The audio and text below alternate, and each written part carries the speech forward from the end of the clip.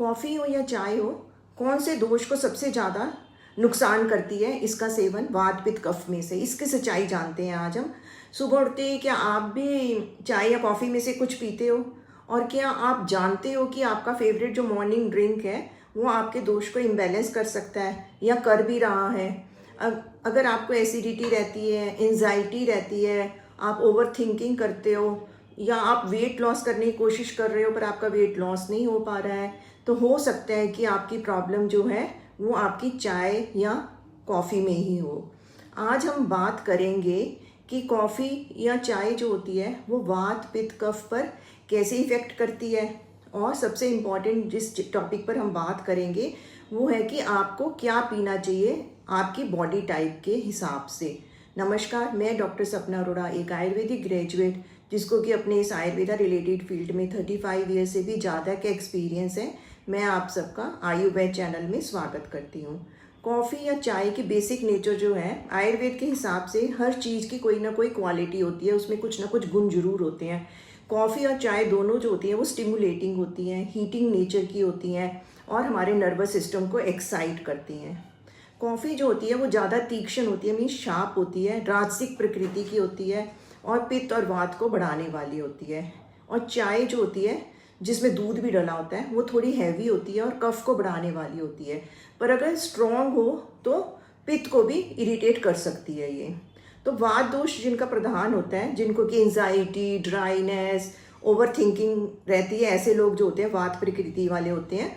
अगर आप जल्दी नर्वस हो जाते हो, आपके हाथ पैर आमतौर पर ठंडे रहते हैं, आपको कॉन्स्टिपेशन भी रहती है, आप ओवर थिंक भी करते हो, तो आपका वात जो है वो डोमिनेंट हो सकता है।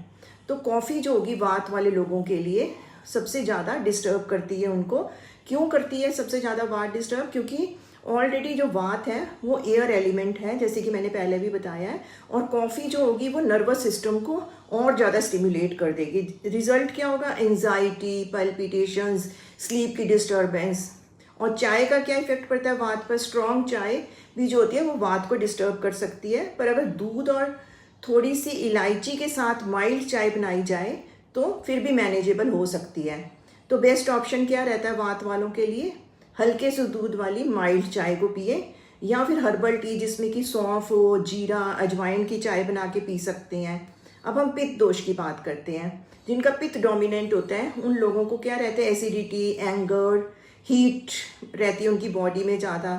अगर आपको भी जल्दी गुस्सा आ जाता है, एसिडिटी रहती है, आपका फेस जल्दी लाल हो जाता है, आपको बहुत ज़्यादा पसीना आता है, तो हो सकता है कि आपका शरीर में पित्त डोमिनेंट हो।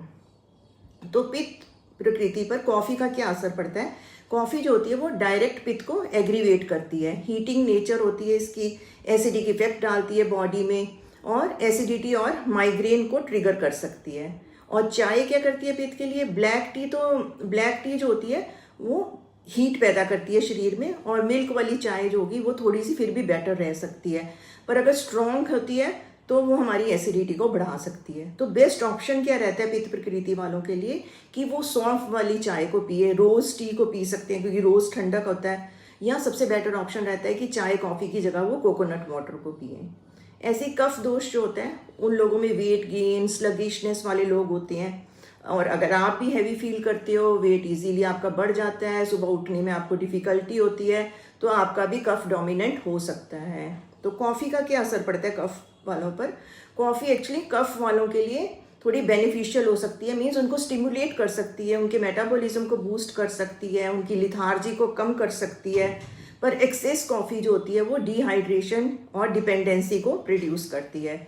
मिल्क वाली चाय जो होती है कफ वालों के लिए, जिसमें उन्होंने चीनी भी डाली होती है, तो वो वर्स्ट रहती है कफ प्रकृति वालों के लिए, क्योंकि वो वेट गेन देती है और म्यूकस की फॉर्मेशन देती है और स्लगिशनेस को बढ़ाती है। तो कफ वालों के लिए अच्छा ऑप्शन क्या रहता है कि वो ब्लैक कॉफ़ी पिए, लिमिट में पिए पर, और अदरक वाली चाय, ब्लैक चाय पिए, दूध ना डालें उसमें।